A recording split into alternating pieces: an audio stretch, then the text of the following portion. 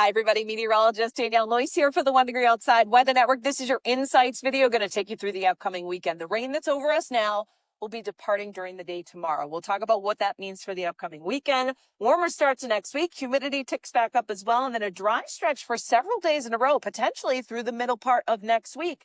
If you like what you see here, you can get more as a member. Thank you to the hundreds that have already signed up.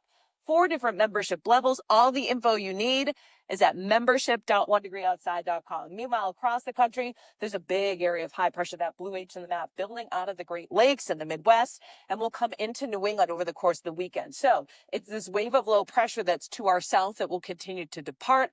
We're on the cooler side of it, though, and that's why we've had this kind of raw feel today, and that will continue tomorrow. We'll take a zoomed in look in just a second. Meanwhile, that trailing cold front will mean an elevated risk for some flash flooding across the southern United States, including some portions of the Carolinas during the day on Friday. And that will also be the case again on Saturday, too, as that front just kind of lingers there. Little waves of low pressure go by. Locally heavy rainfall, so all the way from southern South Carolina, southeast Georgia, and potentially into far northern Florida. That's where the risk of localized flash flooding is highest during the day on Saturday. For us, it's a quieter stretch as that high builds right over us, keeping us quiet, keeping us on the cooler side, although we will see a moderation in temperatures kind of slowly and gradually over the coming days. Much of the country, though, seeing a cool down, relatively speaking, compared to where we've been in terms of record-breaking highs in the 90s and even over 100. So for our Friday, notice the green, we're starting damp. And most of southern New England with still some pockets of rain, downpours, and potentially some localized flooding around early. Then the steadiest rain shifts south and will taper off by late morning and midday.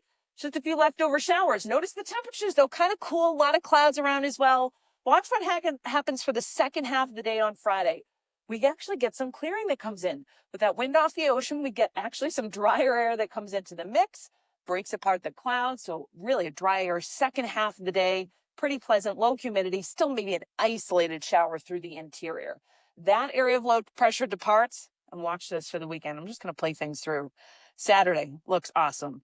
Sunday looks awesome. High pressure with us, plenty of sunshine both days, humidity in check, gradual warming trend. You do notice a cold front that comes out of eastern Canada and into northern Maine, and that's about it. You may spark a shower or thunderstorm there by the time we get to later on Sunday, even the start of next week.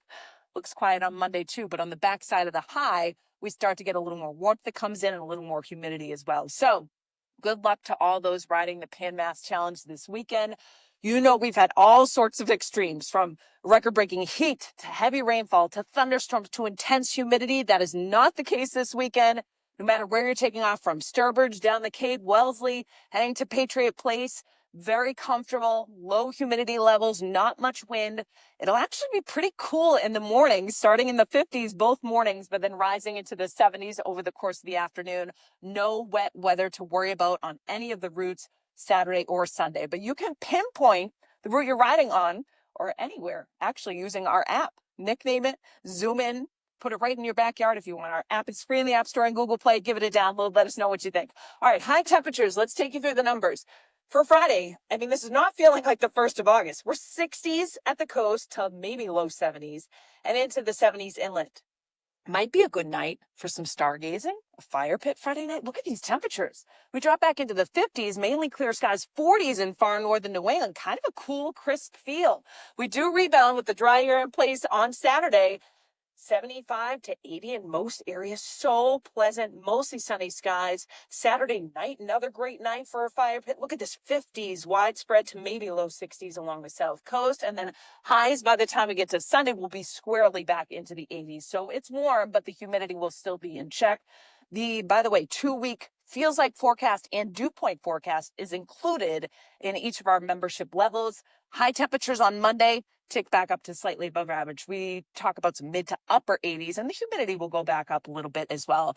Just a reminder, you can also get our merchandise at swag.onedegreeoutside.com. T-shirts, umbrellas, mugs, gift cards on there as well. We'll keep you posted on the very latest, always at onedegreeoutside.com, social media, and of course, the 1 Degree Outside weather app. Have a great day, everybody.